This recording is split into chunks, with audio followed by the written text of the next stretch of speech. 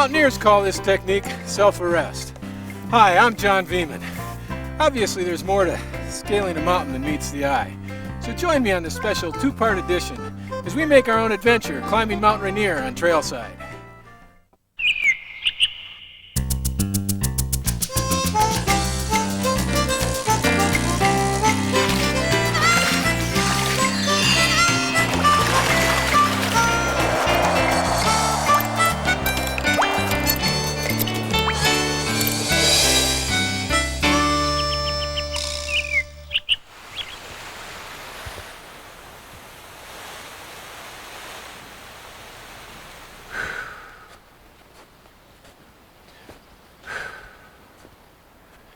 At 14,411 feet, Mount Rainier is the tallest of the 15 major volcanic peaks in the Pacific Northwest.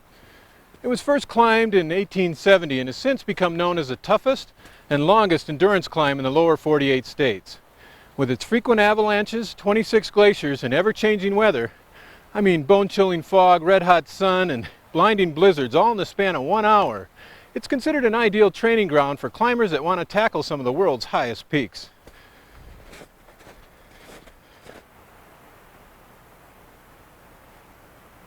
We go to some pretty spectacular places and do some pretty exciting things on Trailside. And ever since we began filming, my doctor, my dentist, and countless friends have told me that if there's ever room for another person, to just give them a call. Well, since it's a lot safer to have 4 people on a rope, this show we had that opportunity. So I gave a call to an old friend in Minnesota, Terry Toyen, and invited him along for a little hike up a small hill. Hey, John!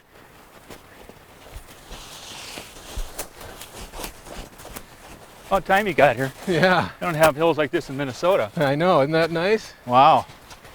You ready for this? I'm ready, man. Well, that's why we're going to go do a little schooling before we head up. I guess Peter's supposed to be up here, huh? Yeah.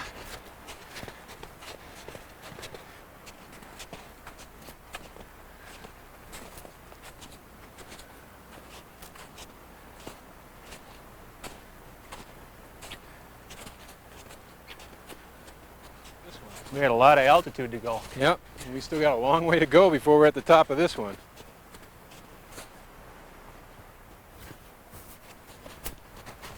To climb a mountain like Rainier, you need solid mountaineering skills. So we've enrolled in Rainier Mountaineering's basic climbing school. Our teacher is Peter Whittaker, who first climbed Mount Rainier when he was 12 years old. He's since climbed it 169 times. Beyond Rainier, he's done multiple ascents of Mount Kenya, Kilimanjaro, Aconcagua, McKinley. Oh, and he's been on Everest twice too. I don't see him. Are you sure he's supposed to be here? Well, he said the first cornice right above Edith Creek Basin.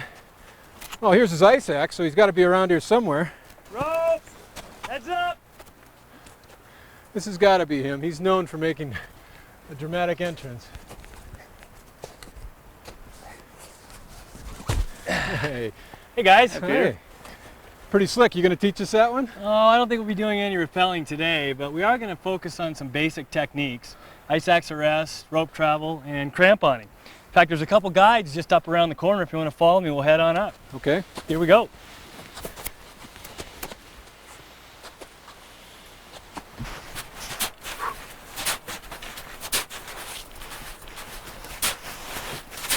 Good. Slow and steady. Good technique walking downhill. There, just maintain the pace there. Good.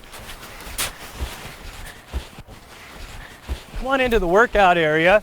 I'd like to introduce a couple of our guides. This is Kate Casson and Mark Tucker. Hello. Kate. Welcome, Dylan. John and Terry. Kate, we were just discussing pressure breathing and rest stepping. We went into it a little bit. We'd like to go more in detail. If you could give us an explanation on pressure breathing, that'd be great. Sure. Pressure breathing is a technique that we utilize in the mountains to compensate for the lessening of atmospheric pressure as you go higher. It's not so much that there's less oxygen available to you up high, it's that there's less atmospheric pressure up there to aid the oxygen exchange that happens in your lungs. Basically what pressure breathing is a forced exhale with pursed lips using your diaphragm. And what this does is it creates an atmosphere inside your lungs so that gas exchange can take place more readily. Why don't you guys give that a try? Could you hyperventilate doing something like that? Sure, you might be able to hyperventilate down here at this elevation, but as you travel up the mountain and get closer to 14,000 feet, no way. You'll need to pressure breathe every step of the way. You'll find that up high your body becomes oxygen starved, so the breathing is very important. Rest stepping is as well. Let's head on over to the workout area. John, if you can kick us some steps, we'll work on a good technique for walking uphill, and it's called rest stepping.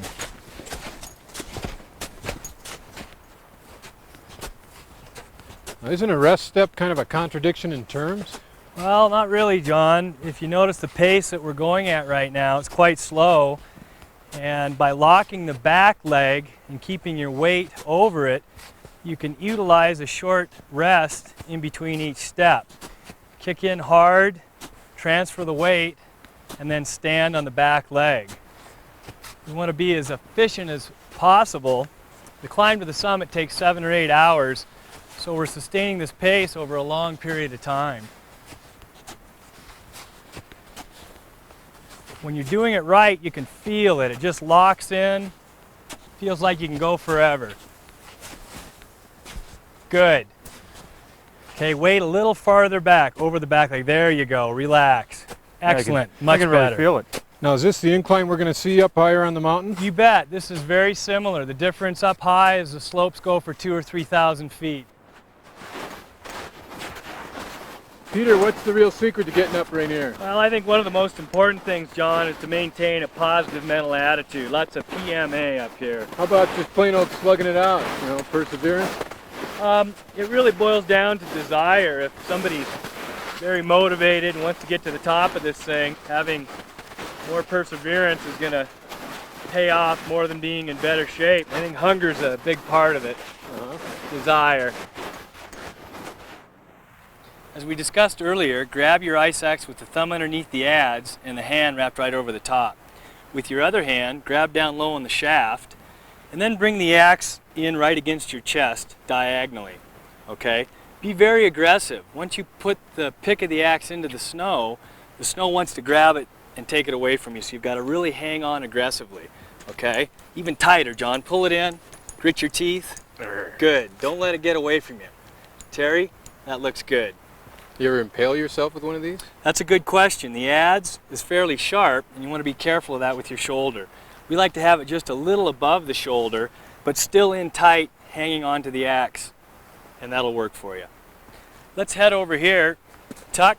I'm going to get him down on the snow so I can demonstrate a couple of the finer points of the anchor position. You notice right off, Tuck has got his face down into the snow. Snow and the sunglasses, okay, very aggressively attacking the mountain. He's in a 3-point stance. The 3 points are his 2 boots and the head of the ice axe. Almost looks like he's in a push-up position, okay, his body's not lying down on the snow. Go ahead and get on your hips. You notice he slides like a sled if your body is on the snow. Okay, back into the anchor position, you can see he's actually anchored to the mountain right now. He's not coming off. That's what we're looking for. Right over here, go ahead and jump down into the anchor position. Kate, why don't you come on in and critique John, and let's see how these guys are doing.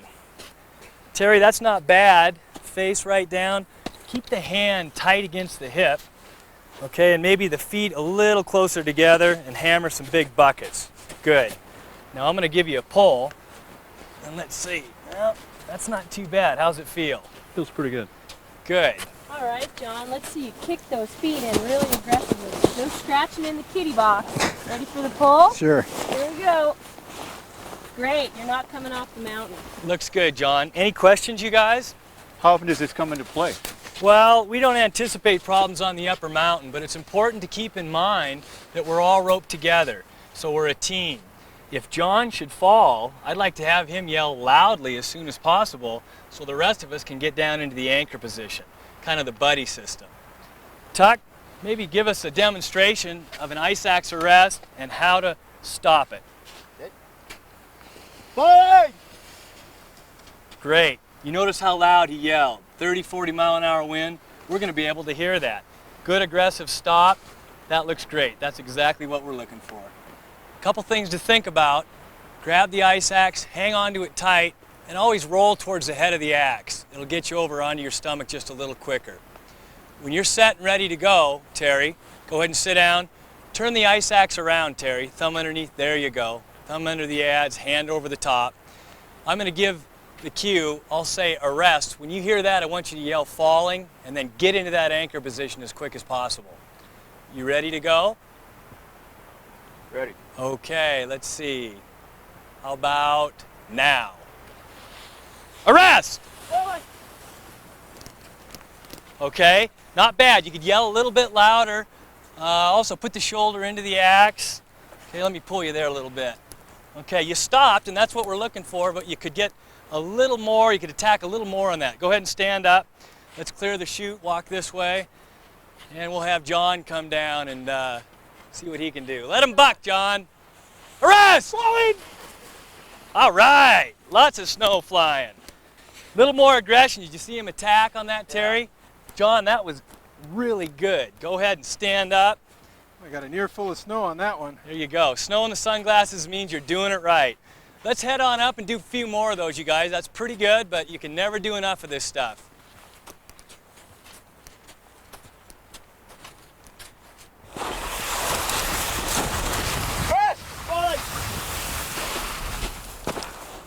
Up and out of there. Rest! All right, good stop, John. Go ahead and stand up. How'd that feel? Another face full. Must have been a good one. You're looking good. Both you guys have it down. I'll tell you what, let's head on out of here, and tomorrow morning we're on our way up to Camp Muir. All right. Good. Looks good. Steepens up a little bit here, you guys. Kick the heels in, nose over the toes. Good. Great. Terry, just maintain the pace there. Good. Gonna shoot another corner up here. Make sure you anticipate it. Step over the rope behind you.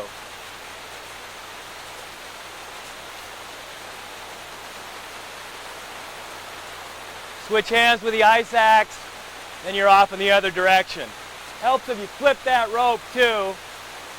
Keep it out of the way of that guy below you.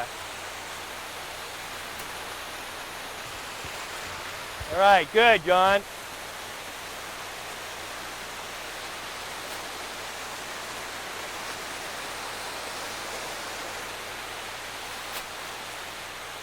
Good, Terry. As we head up to this corner, John, kick in hard. The snow's considerably firmer. And make sure you kick yourself a nice step.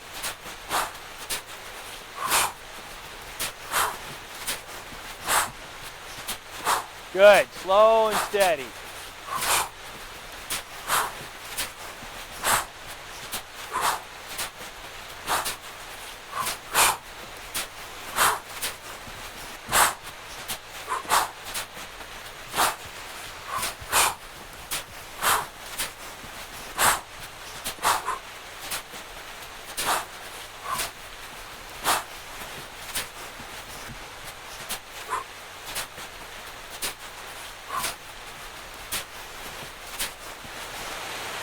Do you remember what to do in the event of a fall?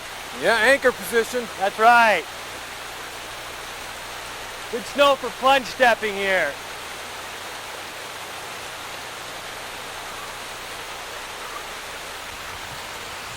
Fight! All right, good reaction. John, Terry, that was excellent. Woo! Exactly what I'm looking for. You hear the falling right down in the snow. Sorry about that, that's a dirty trick. Oh, I don't mind the practice. Might as well get it down here. Well, you both executed it perfectly. Come on down, let's work our way down to the rocks and grab a lunch. Well done.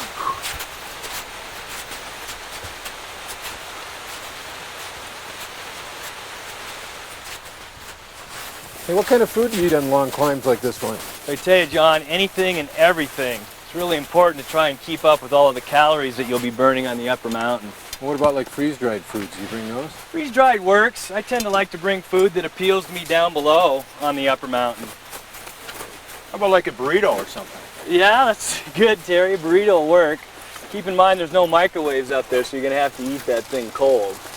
Or do you do anything special the night before, like carbo load or anything like that? Carbo loading is a good thing to do. In fact, very similar to running a race.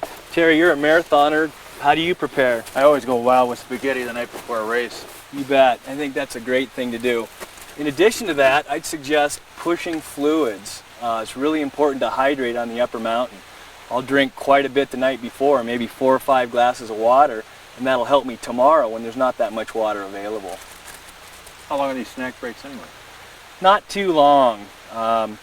Rainier from the base to the top is 9,000 vertical feet and a total of 18,000 vertical feet, so you need to keep moving. How's the backpack feel? This morning like a feather. Let me check you out. Ice axe, crampons, helmet. You got your water? Yeah, it's inside. We're all set. Good morning. Morning. Psyched to climb? Oh, I'm already up there. I'm ready to go. Great. Quick introduction, this is my wife Erica. Erica, Terry, Hi, Erica. Terry. Nice to meet you. and John. Hi, Hello, Erica. nice to meet you.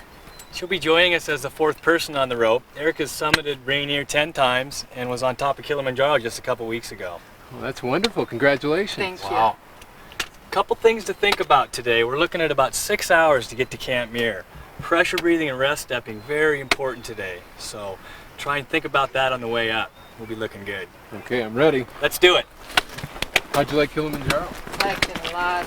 It's a wonderful mountain to climb, and the mountain incorporation with seeing all the animals in Africa is really great. It's nice.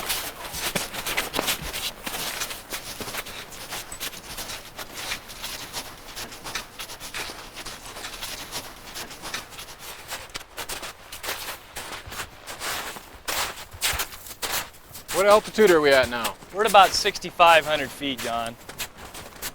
And what's this big glacier over here to our left? That's the Nisqually Glacier. It's the 2nd longest glacier on the mountain, about 7 miles long.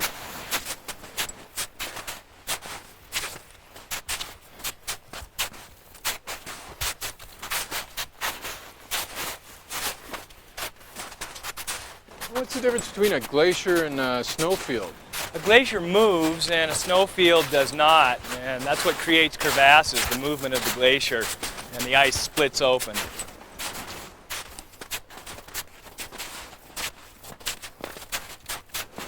Where's Camp Muir located?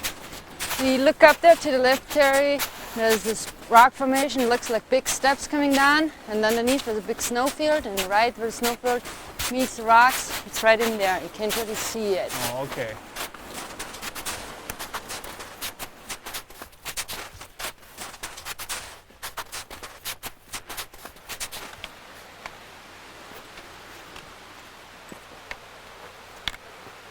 Hey, Peter, who's the youngest to go to the top? Well, it's a 7-year-old girl today. I first climbed it when I was 12, and that was a record, but that was quite a few years ago.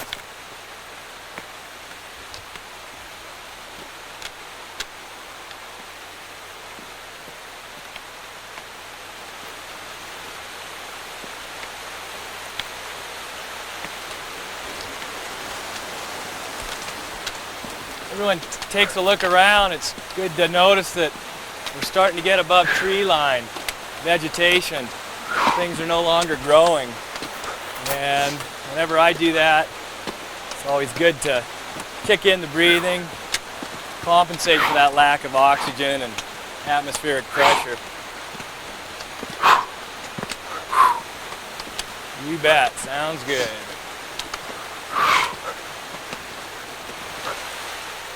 Is the water coming off the glacier safe to drink, Peter? Yeah, it's probably a good idea to go ahead and pill it. This time of year, it's most likely good, but probably better to be a little more cautious. We're at Pebble Creek, 7,200 feet. Guys ready for a break? Yeah, I'd say. Yeah. Great. Listen, top off your water bottles here. This is the last opportunity for water before we get to Camp Muir. Okay.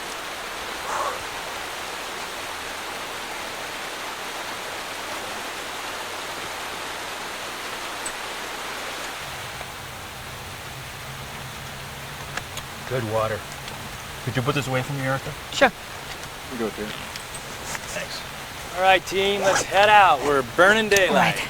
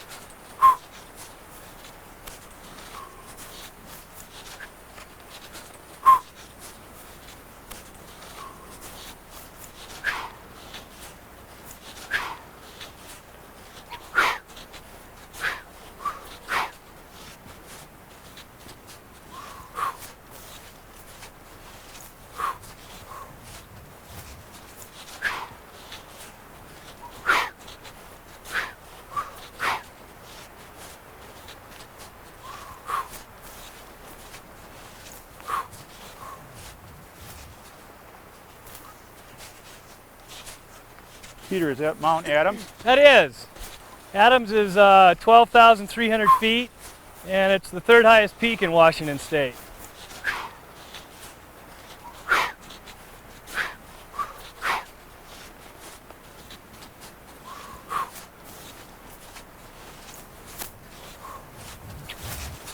How's that pack feel, John? It is getting a little heavier. Seems like it's getting heavier every hour, isn't it? Is that Mount St. Helens out there? Yeah, it is. About 9,766 feet before it blew up. Huh. It erupted, substantial eruption in 1980, May 18th.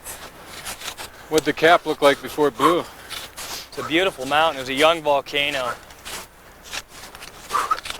So the glaciers hadn't carved away on it much. It looked like a perfect snow cone.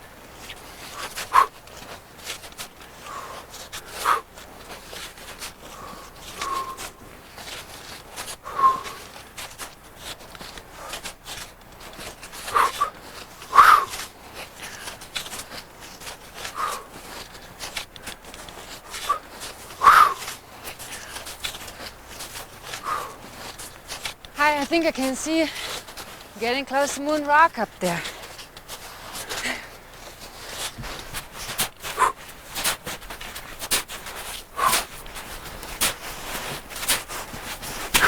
Hey gang, look up. There's Camp Muir.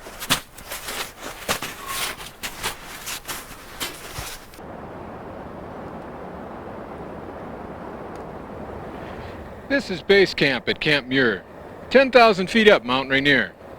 When we arrived here, the sun was shining and it was 70 degrees. But yesterday, we woke to a total whiteout with intermittent snow and freezing rain and gusts of wind up to 60 miles an hour. It was the kind of day when you want to cozy up with a good paperback inside your sleeping bag, or, as some of us did to keep warm, get out and play in the snow and build some snow walls to break the wind, maybe even dig out a kitchen area. Well, last night, it only got down to 15 degrees, so it looks promising today to continue our climb up this foreboding mountain. And joining me are three other climbers, a friend of mine from Minnesota, Terry Toyen, Erica and Peter Whittaker, who between themselves have been to the top 179 times. Got some tea, John? Oh, you bet. Well, Peter, what's the weather forecast for today? Well, I tell you, John, it looks a heck of a lot better today than what we saw yesterday. That was a fast-moving, low-pressure system that looks like it's moved on through. With any luck, tomorrow the winds will die down and I think we'll have a good shot at the summit. In the meantime, I think today we could take advantage of the opportunity to do a little more cramponing. And after we're done with this drink, let's maybe grab the spikes, throw them on, and we'll go out for a little practice. Sounds like a plan to me.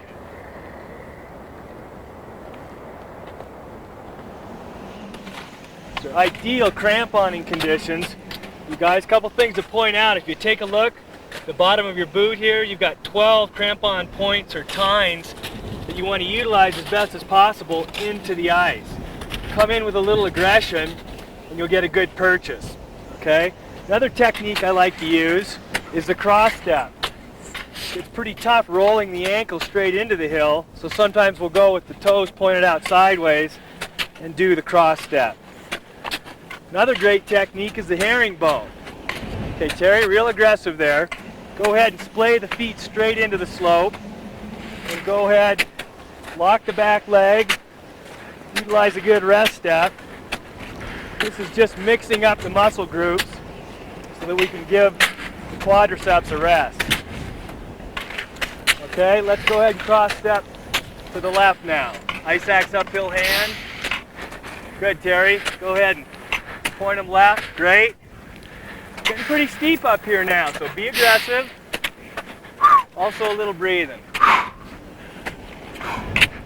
How's that feel, John? Pretty good. Terry? Feels better. Good.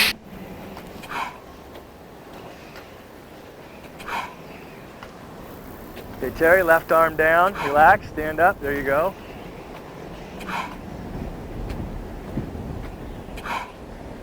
Good.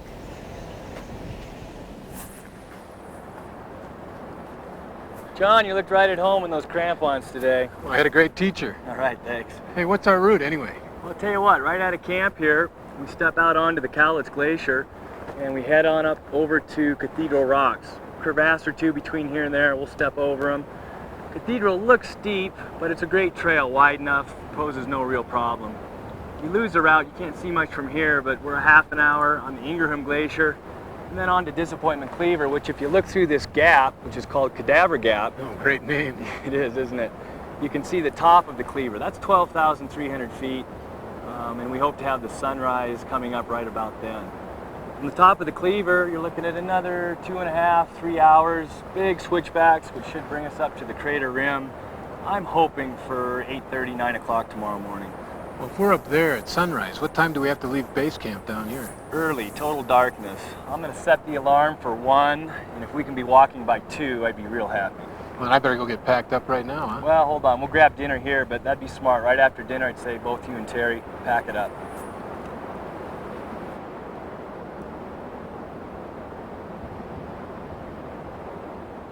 On a mountain like Rainier, there's nothing casual about your selection of gear. The emphasis is really on your clothing system. Now, a lot of this is personal preference, but let me just show you what I'll be taking to the top. Let's start with the base layer and work outward. I'll be wearing a poly long john with an insulating layer of fleece, top and bottom. And the bottom will have a side zip that goes all the way down so I can get it on and off over my boots and crampons. On my feet will be an insulated boot with a full gaiter all the way up to the shin to keep the snow out. On my hands will be light fleece gloves with an outer mitt shell that'll probably be inside my pack until I get cold. Now, since we're probably going to be plenty warm while we're climbing, our outer shell garments will be inside our pack. But again, we'll have a shell top with attached hood, a shell bottom with a side zip that goes all the way down so we can get it on and off over our crampons and boots. On my head will be my personal favorite, a bomber style hat with ear flaps. It's not pretty, but it's real functional. Now, for eye protection, I'll be using these special glacier glasses with side shields. The light that comes off a snowfield can be real intense, and if you aren't wearing glasses like these, you can probably experience some temporary snow blindness. Other essential items that I'll have in my pack: 2 quart-sized water bottles, some snack food, maybe some gorp, some granola bars, maybe even a little bit of chocolate, a down sweater in case I get real cold, a helmet for those areas where we might have a rock or ice fall to worry about, and since we're going to be starting out at night, I'll have a headlamp with fresh batteries. And I'm not even going to begin to think about taking that first step without my ice axe. I got everything I need. Let's get some sleep. You got that one right. 1 o'clock's going to roll around real quick. It's real strange to be going to sleep at 6:30 in the afternoon. Hey, how'd you sleep last night? Woke up as soon as the wind hit. Yeah, the wind really snaps that tent around. Yeah. Well, I think Peter's over there waiting for us. You ready to go? Yeah, I guess so. Yeah, let's grab our packs. Nice.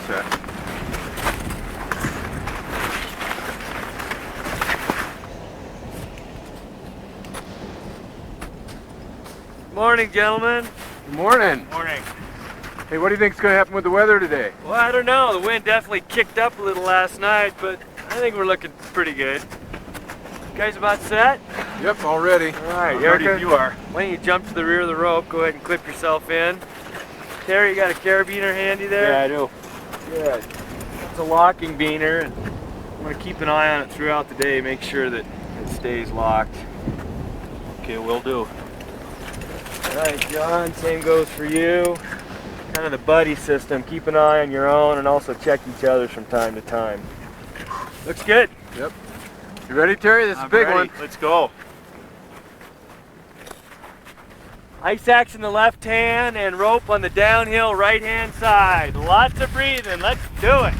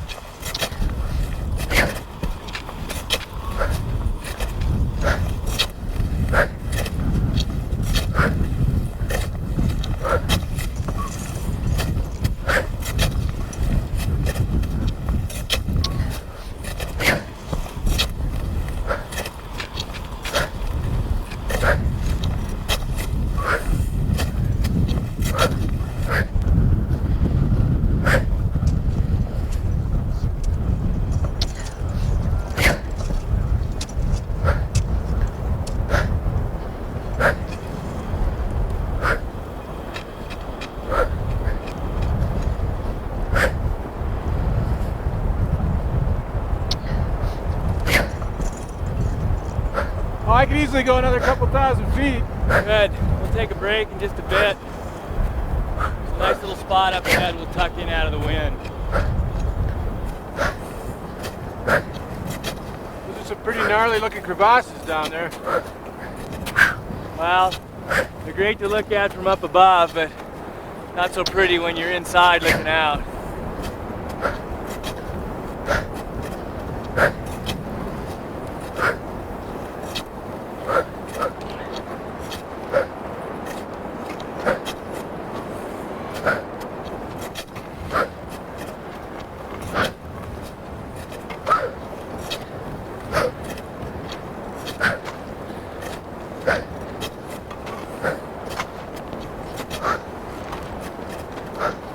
Looking good. One foot in front of the other. Slow pace. We're just gonna keep walking. So there ain't no more. And we stand on top of this thing. Everybody looking good.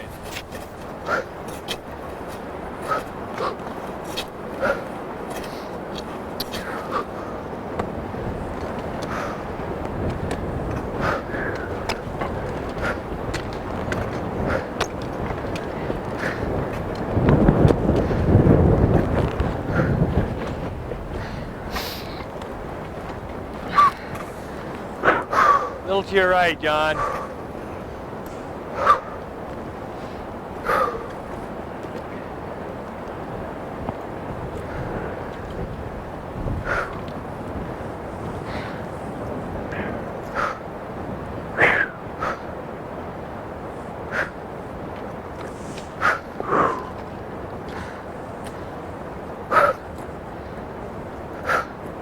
Follow the trail, Terry. Follow the trail, not the rope, the trail. That-a-way.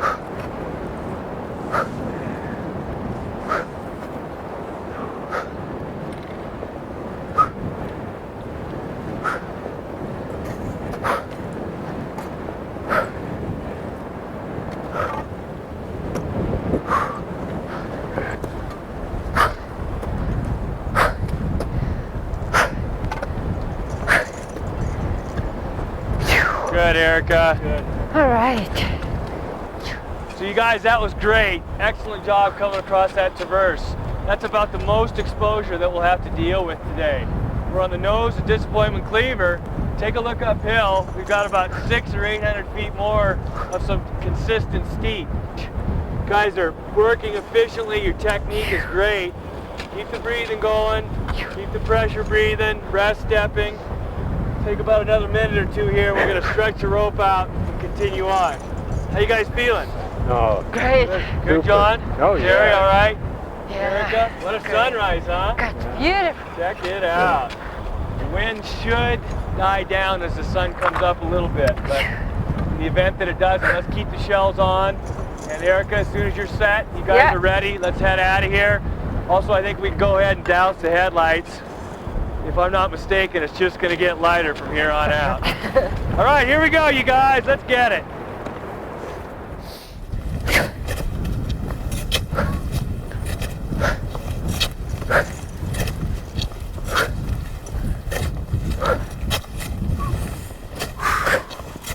You know, Peter, before I came out here, I was pretty worried about altitude sickness. And after all, 14,000 feet is pretty high for a guy from Minnesota.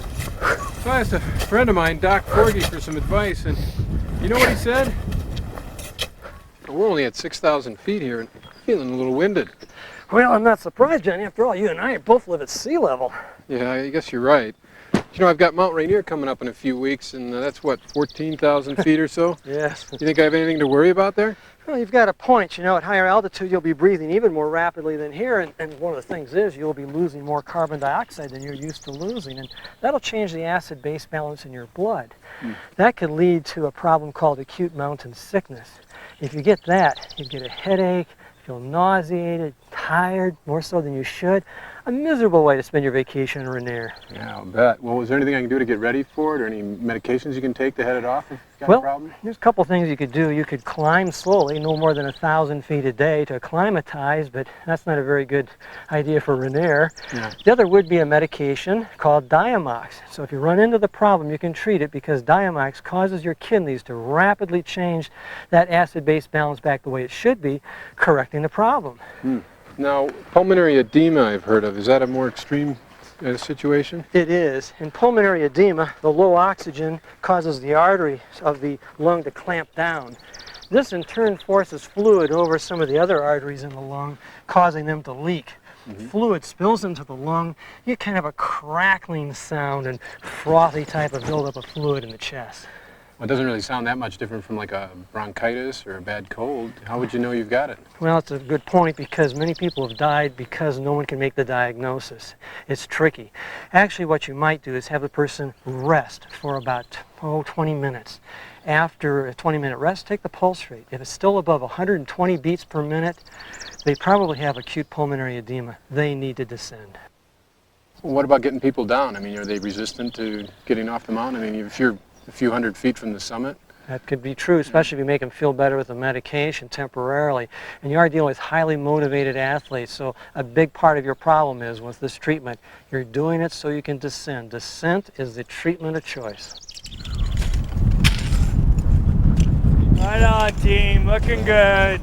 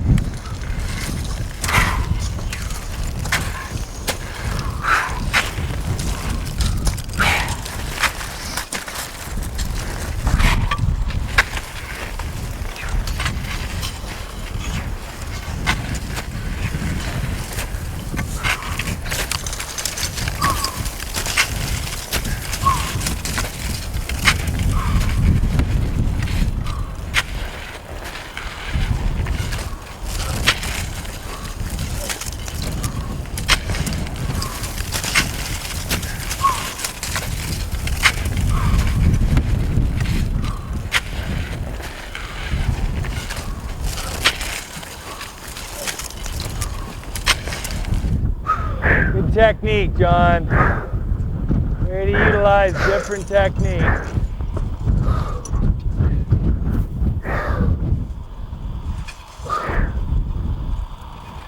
next section, you guys, make sure you're really pumping.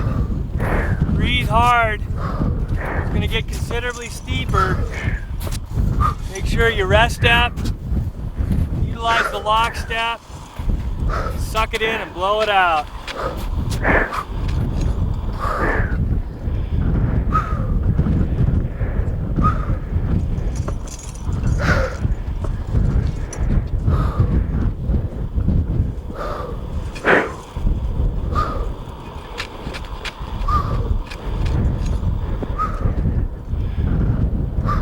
Take a good long break up here.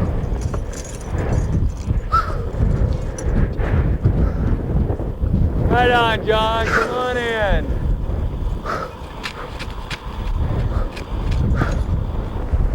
Good job, Erica.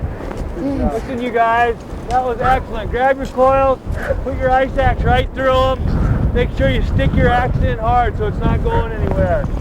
Also, be real careful of the rope here. Try not to step on it. Make sure you don't set anything down. This wind will blow it right away.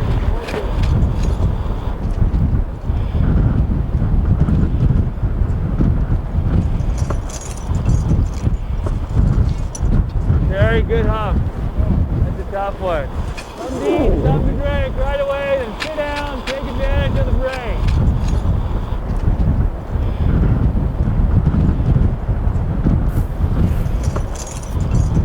Good job, Erica. Stay right in my track, John. You're not in my track, buddy. Get down right in it. Step for step in my track here, gang.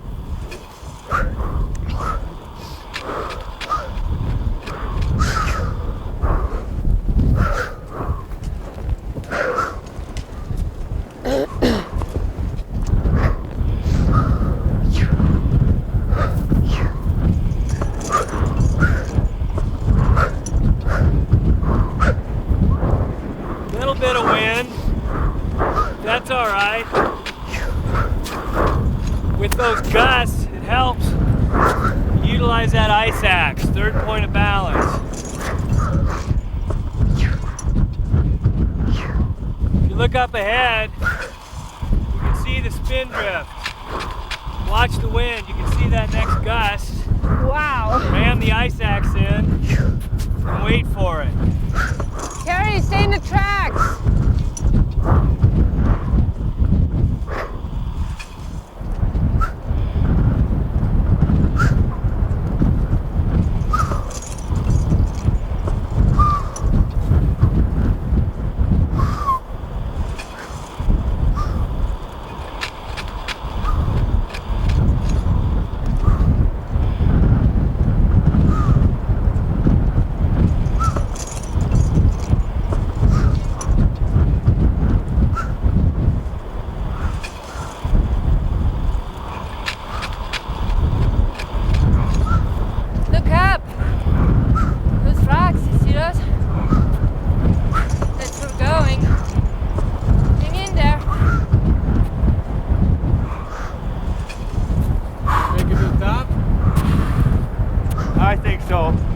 Going.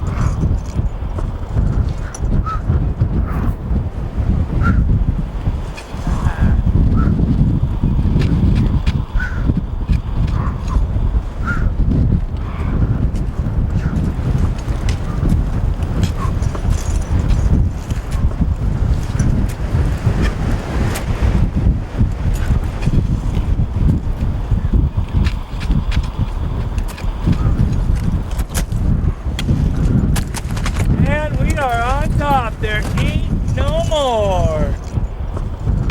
Can't be really here. All right. Woo! Right over here to the left. Oh, heck of a job, man. Yeah. A little bit of wind up on the rim. Yeah, I guess. Come on in, Terry. You got it. The last 10 steps. Woo! We're there, Terry. Come on.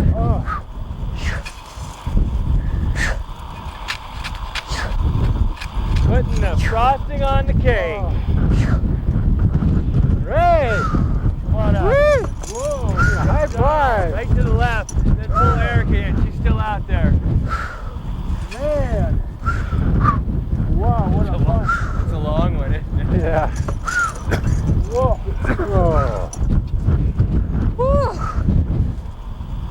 Erica! All right, Erica!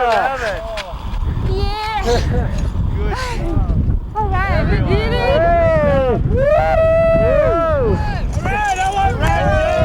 Way to go, buddy! Touchdown! How are you guys? I'm impressed. Both you guys. All right. Well, each year about 8,000 people try to get to this spot and only about 4,500 make it.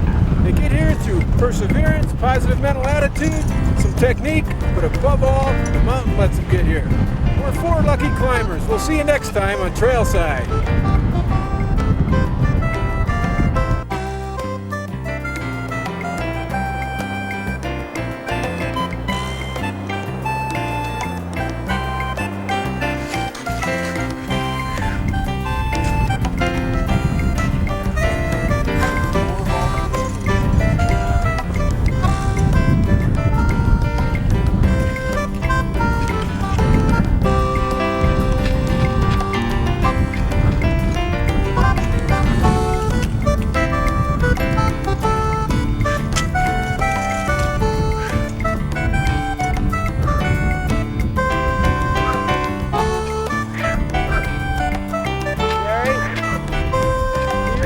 Back in the trail. Be a little easier on you. Good.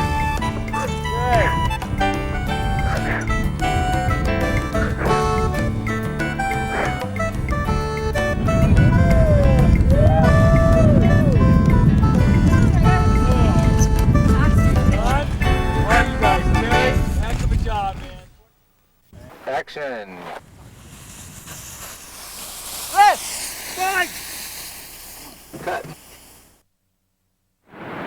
Guys, we're about ready to come in and block this thing out and do it. Wouldn't mind doing one more. You wouldn't mind doing another one? Do the wild sound right now. Do this wild track right here and Rolling. You want me to be walking? 52, take 2. All speed. Quiet, please. And action.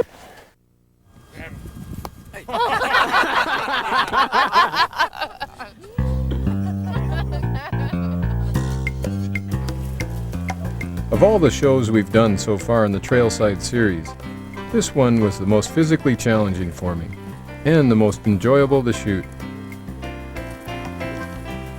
As we started filming part 1, all of us on location couldn't help wondering about what we'd encounter on that final push to the summit. Fortunately, we had the distraction of the mountaineering school while we got accustomed to the altitude. In the interest of safety, everyone on the film crew had to go through the Rainier Mountaineering School. The RMI guides have been taking people of all experience levels out into the mountains, so we were in good hands. Come on, John. I don't see him. I look back over this show and the self-arrest scene in particular stands out. Not only is the technique being demonstrated valuable information, but I don't recall ever seeing someone film it the way cameraman John Viehman does here. If you'll look closely, you'll notice that Jeff's camera is traveling parallel to the climbers. To get that movement, we created a snowshoot a few feet next to the one shown on camera. On Jeff's signal, we'd both start falling, and again on his signal, we'd roll into the self-arrest position. Jeff was stopped by a rope attached to his climbing harness. And I enjoy replaying that scene just for the camera work. It's some of Jeff's best. All right, good stop, John. Go ahead and stand up. How'd that feel? Another face full. Must have been a good one. You're looking good. Since it took quite a few days to film this show, we spent quite a bit of time in Mount Rainier National Park. And even if you're not going to go there to climb, it's still worth a visit.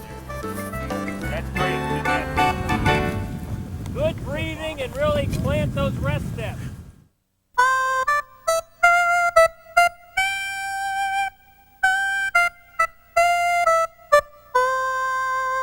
Can you help me get these trekking poles off my pack? Oh, sure. You want to hang on to this? Yeah. Okay. I thought you were going to do a bit of skiing with these, John. Well, actually, these are just a high-tech version of your hiking staff there. You can see they've added a carbide tip to really grab the rocks. They've got this small basket here so it doesn't get stuck between the cracks. You just extend them out so your elbows are at 90 degrees and away you go. You know, these were actually, they're very common in Europe, and they were developed by the mountaineers over there who got to be the ripe old age of 40 or 50, and they found their knees were pretty well shot. So they developed these to get a little bit better stability, balance, and actually it lets you lean back a little bit as you go up the steep hills so you can breathe easier. Let's see how they go on the granite up to the pass here. Okay, I'll show you how they work. Hey, I can see a little bit of sun up there maybe, huh? Yeah. Hey, you know, I forgot to tell you one other thing about these poles. These have turbochargers in them. Oh, I knew I should have put rocks in your backpack.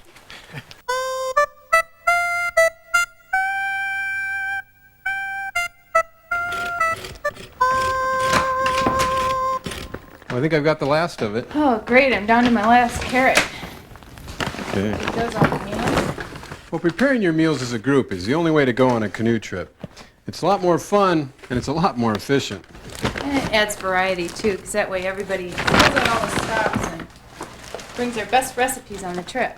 Okay, now what can I do to give you a hand here? Oh, pretty much what I'm doing. Just depackaging. That saves a lot of volume in your pack. Whoop, wrong way. And I've also been dehydrating, and so I've got nectarines and strawberries, and today's carrots day, so I've been dehydrating carrots. That's about 3 or 4 pounds of carrots, and that's what's in here too. And you can see how much space and weight I'm going to save. That only weighs a couple ounces right there.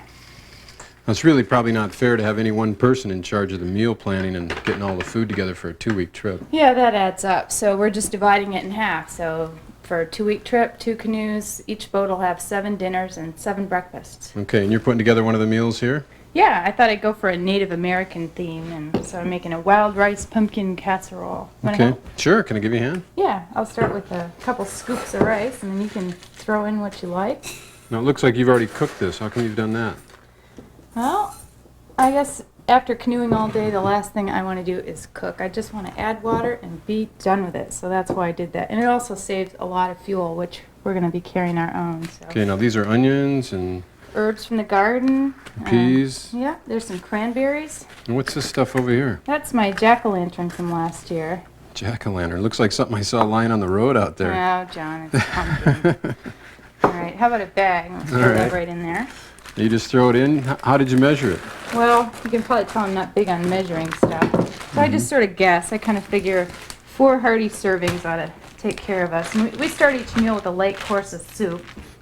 Kind of, yeah, it looks like 4 servings. Okay. And also, you know, you don't want to have leftovers because that'll bring animals into the camp. And if you've been eating and snacking all day like you should be, you're not going to be just starving for a big dinner. Yeah, so you've got snack foods? What kind of snack I do. foods do you? Look in the oven at some point. Okay. I make energy bars. Well, they smell good. Yeah. My friend Susie gave me this recipe. That's an awful lot. Well, no, it's enough for 4 of us for 2 weeks. Mm-hmm. And there's fruit and nuts and grains. Can we dig in here? Yeah. Look at that. Yeah. And I put those in my pocket during the day, and if anybody gets cranky, I just pop them in an energy bar. And Off you go. yeah, mellows them right out. Now, what's in this container over here? Well, in there I got coffee and tea. That's like a traveling cafe. And so, you know, the person who's the cook for the day will just sort of be in charge of that box, and that way no one has to rummage in their pack if they just want a cup of coffee. Yeah, real efficient way to go, huh? Yep. And if you did do everything that we just said, in this bag here, you'll have enough food for 2 people for 2 weeks. That's some pretty efficient planning, Yeah. too.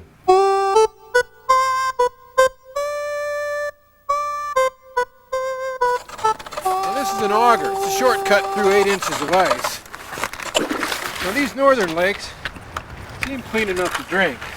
You'd think water this cold would kill just about anything harmful. But in fact, the cold has very little effect on bacteria and other microorganisms that might be in the water. So you want to be careful. Now, water filters will probably freeze up in this cold. So your next best bets are chemical treatments and boiling. For chemical treatments, you want to allow a little extra time in the cold for them to take effect. And if you're boiling, allow 3 to 5 minutes.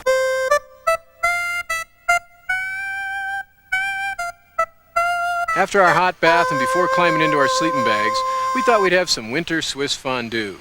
Now this is a meal that you have to prepare in a comfortable, protected site. And it's going to be cooking a while, so you want to make sure that you have a solid platform for your stove so it doesn't melt down into the snow. Now to begin, you want to first rehydrate some fruit in some water like I've done here, saving the runoff juice to either drink or add into the fondue later on. Then rub a fresh clove of garlic on the inside of your medium saucepan, and then set the saucepan into the skillet, which has 1 inch of water in it and acts as a double boiler. Add a scant cup of white wine, and then 8 ounces of cubed Swiss cheese, or a mix of your favorites. Then you want to stir the cheese until it melts up, and that ought to take about 5 to 10 minutes. And if the mix is too stiff, we'll just add a little bit of that fruit runoff. It'll loosen it up a little bit. Meanwhile, take a mix of 2 tablespoons flour, salt, pepper, and a little bit of grated nutmeg, and mix in a little bit of water, forming a nice paste. And then just stir it into the cheese. And then you want to add a little bit of kirsch to that, about 2 to 3 tablespoons. Stir that in, then dip away. You got the bread ready? Well, I just got the bread cubed up. Okay. Let's give it a try. All right, let me hold on to that so this doesn't happen to tip over. Oh, it looks great. Yeah. Ooh, yeah. That's some fondue. Mm-hmm.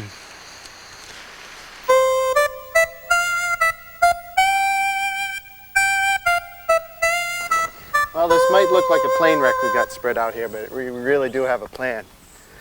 Divide the gear into 3 categories. The first one is stuff that can't get wet. This is things like your sleeping bag, backup food, clothing, cameras, that sort of thing. If any of that stuff got wet on the river, you'd be in a bad way. The second category is stuff that, well, if it gets wet, it's no big deal, or it's likely to get wet anyway, like a tent, or the cook kit, my boots, that sort of thing. Okay. That just goes into plain old portage pack, just closes up. The third category is your day gear. This is things you want quick access to during the day, so you don't have to root around in one of these big packs. Bug juice, my water bottle, fishing gear, sunglasses, that sort of thing. This little bag clips to a thwart right in front of you, just like a glove box in a car. It seems like, wouldn't it be simpler just to have a couple of those really big, totally waterproof bags, put everything in that? No, it would be simpler, but the trouble with these bags is that, 1, they're pretty pricey. 2, the bags themselves are kind of heavy. But the most practical point against that kind of system is that if I was to put a wet tent or muddy old boots into a bag like this, everything else inside would get soaked too.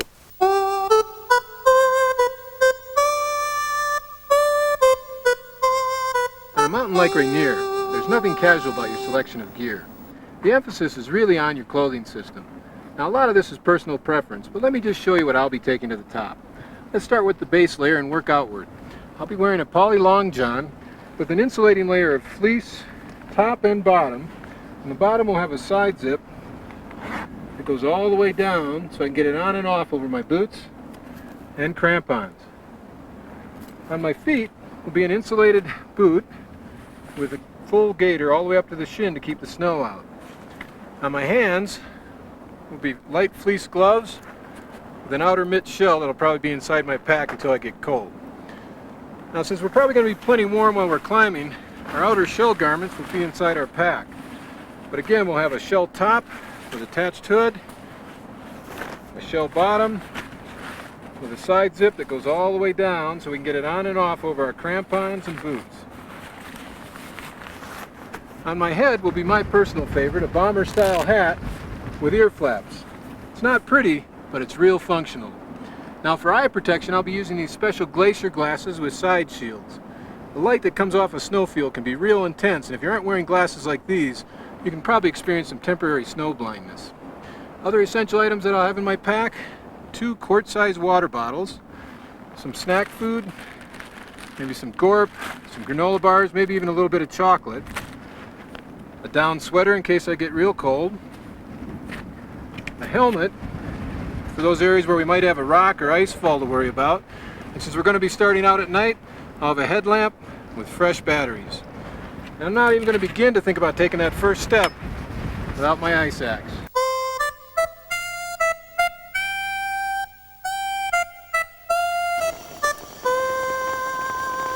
Coffee?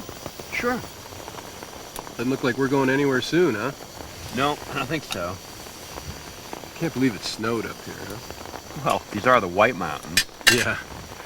Well, the weather's looking a little raw out there, so we're going to sit tight and enjoy a nice leisurely breakfast. Fortunately, this tent has a vestibule, which works great to protect our cooking.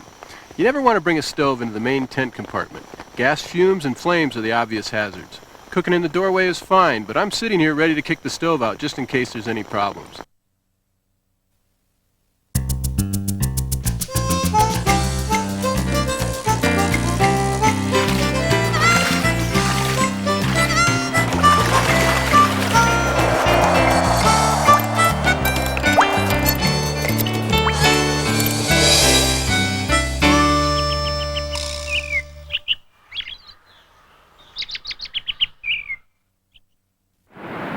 Guys, we're about ready to come in and block this thing out and do it. Wouldn't mind doing one more. You wouldn't mind doing another one? Do the wild sound right now. Do this wild track right here and Rolling. You want me to be walking? 52, take 2. All speed, B, quiet please, and action!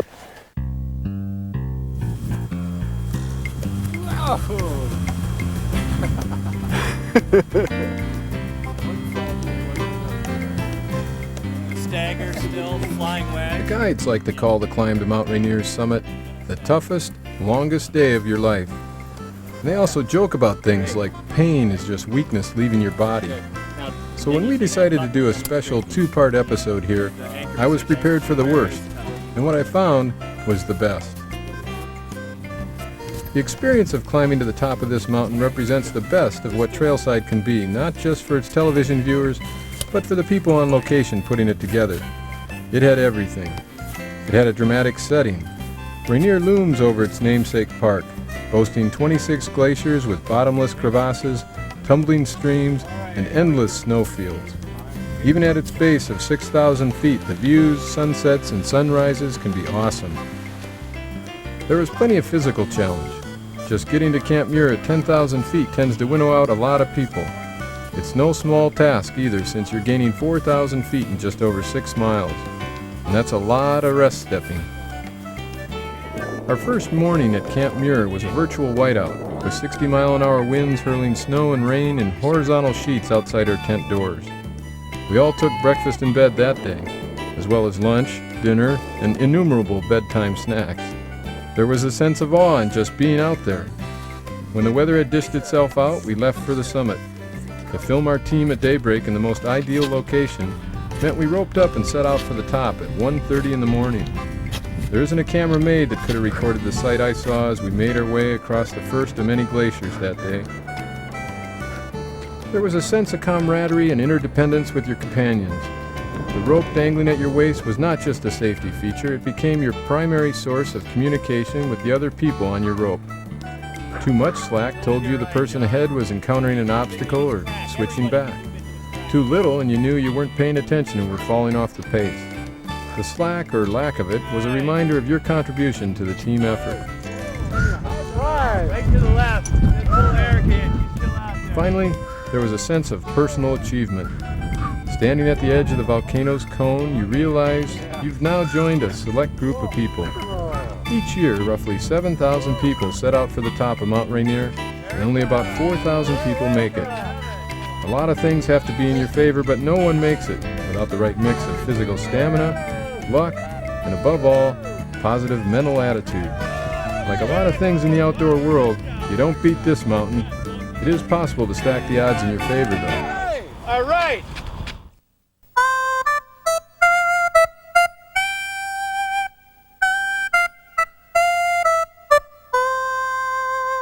You guys are going to love being out on the ice today. Experts can recognize dozens of different kinds of ice with evocative names like candle ice, frazzle slush, even black ice. No matter what it's called or how it's formed, the obvious bottom line for winter travel is that the ice has to be thick enough to support you and your gear. Now, a good rule of thumb is that 2 inches will support 1 person, and 3 inches will support 1 person and even a dog team. How thick is it, Paul? Well, probing with this harpoon assures me we've got at least 2 inches, and the ice fishermen tell me there's more than 8 out here. 8 inches? Yeah. Well, 8 inches will support a family car. But remember, if you're ever in doubt, don't go out. Well, it's been a pretty cold winter. That probably means the ice is going to stay pretty thick all the way through. Yeah, but you know, a lot of things can affect ice besides temperature. Heavy snowpack may fracture it, currents may weaken it, and windstorms will create pressure ridges like this. And with a midwinter thaw, conditions can change overnight.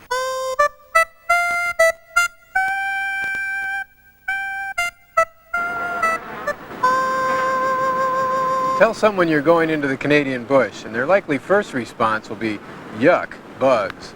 Well, there's no denying that black flies and mosquitoes are part of the experience up here. That doesn't mean you have to be helpless in dealing with them. Now, for my part, I've never found any one thing that works for all people, but I've certainly found a lot of theories. Yeah, I heard they don't like light colors. Well, that would make sense, because the dark colors probably hold on to heat, and they're attracted to that warmth. It's a good theory. The other option is to take this trip in September when all the bugs are dead, or be out here in the mid part of the day when the bright sun keeps the bugs down. Yeah? Well, I've heard that they don't like the combination of the red scarf with the blue hat. That's really the ticket. Yeah, it's working perfect, I can tell. What's your theory, Steve? Bugs are a state of mind. State of mind? You mean just let them make a meal out of you? It's a matter of acceptance. If you let them get to you, you're not going to have a good trip. No, hold still. Got that one. Well, there is one thing you can do to deal with the bugs. That is to minimize their chances of getting at you, especially at this time of day. You guys ready? Ready. It's time to do the dust off. It's an old technique I learned at summer camp in Maine. It's like you brush the bugs off your clothing and out of your hair, and then when you go in the tent, you don't take any freeloaders with you. Now that's how you deal with bugs.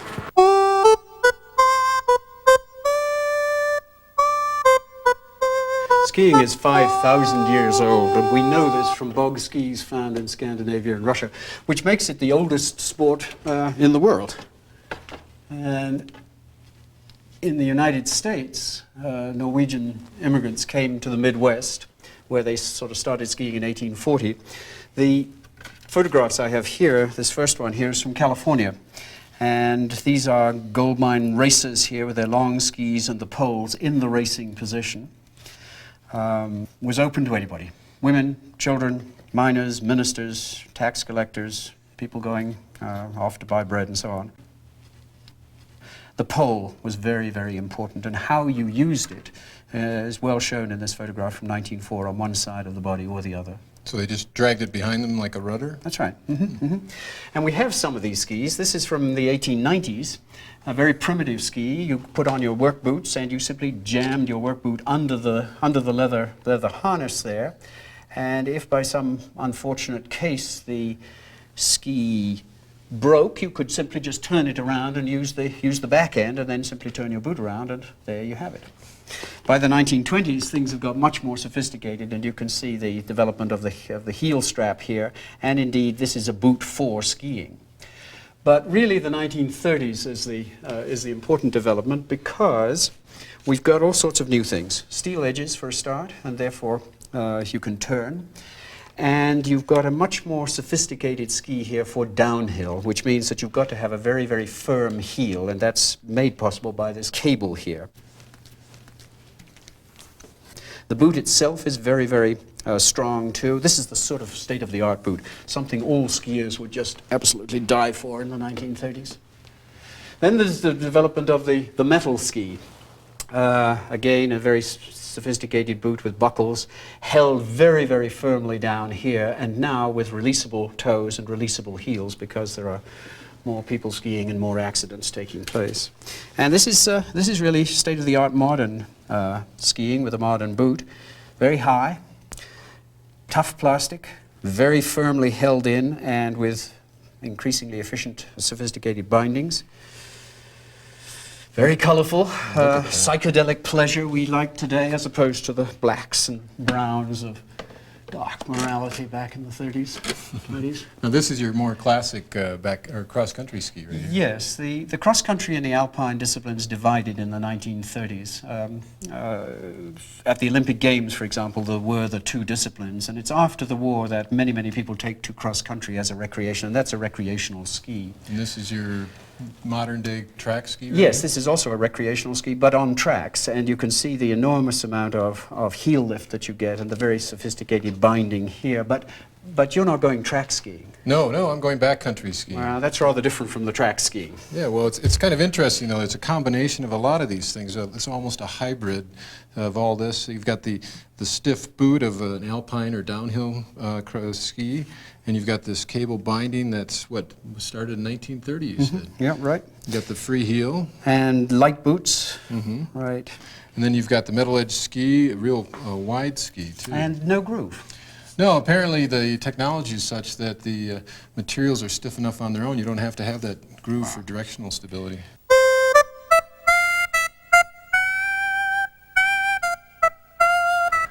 Seems like I'm breathing a lot harder than I should. At least I'm breathing a lot harder than you are.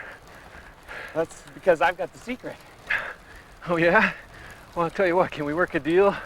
I still got a couple energy bars in here. We'll trade, all right? Okay. Well, the trick is to synchronize your breath. Try to breathe deep down your diaphragm. Also, if you inhale slowly and then breathe out fast through your mouth, that really helps out as well.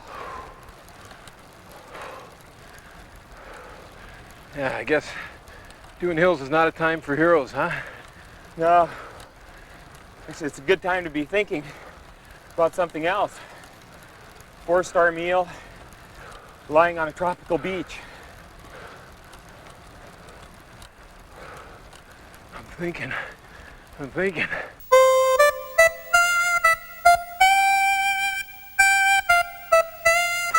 Well, before heading out and putting your canoe through the paces, it's a good idea to check your paddle length, since it may change from one canoe to the next depending on the seat height. Now you do that by sitting erect in the canoe, then with your arm fully extended. The critical dimension is from your top hand down to just above the water line. Now this is the right shaft length for this canoe, paddling straight ahead with a bent shaft touring paddle. Your straight shaft paddle you want to have a little bit longer in the shaft so that you can get better control and a longer reach in rapids.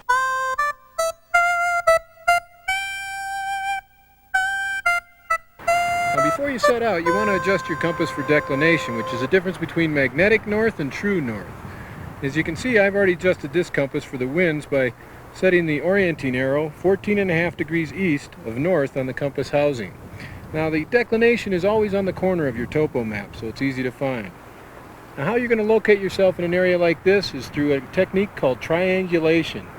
And that has two assumptions: that you can visually make out two obvious landmarks and that you can find them on your topo map. Now where we are, it's fairly easy. There's a pretty prominent butte right up here, and then right over here, just beyond this tree, is a pretty obvious peak. And that peak is pretty close to us, so we should be able to find it pretty easily on our topo map. And sure enough, you can see there's nothing else around here, so there's that second landmark. Now I've already triangulated our position, but let me show you how I did it. You start by taking a field bearing, and to do that you take your compass and you put it between yourself and your first landmark, in this case our butte, which was called Dishpan Butte on the map. And then you turn this compass housing until your magnetic north on your compass lines up with your orienting arrow inside the compass, and that gives you a bearing of 284. Then you take your compass right down to the map and you turn it until these red orienting lines in the compass housing are parallel to the geographic north lines that are gridded out on your map. Then you just slide it over right to Dishpan Butte, and then you draw a line right along the base of the compass. Then you take your compass and you go to your second landmark, and again you line it up through the guides and you go all the way around until your arrows are lined up and your compass needle is there, and you got 160 degrees south. Again, you bring it down to your map, you draw a line along the base, and where they intersect is right where you are, and we're 4 miles from camp tonight.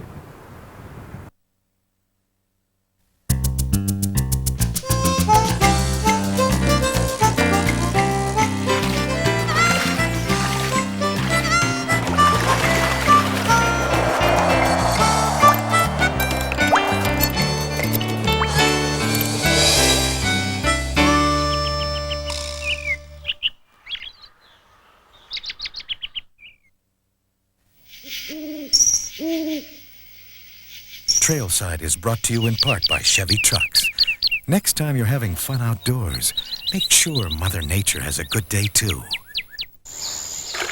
And LL Bean, providing sporting gear and apparel for people who love the outdoors for over 80 years. And High Tech Sports, who invite you to enjoy the great outdoors and follow the trail to adventure.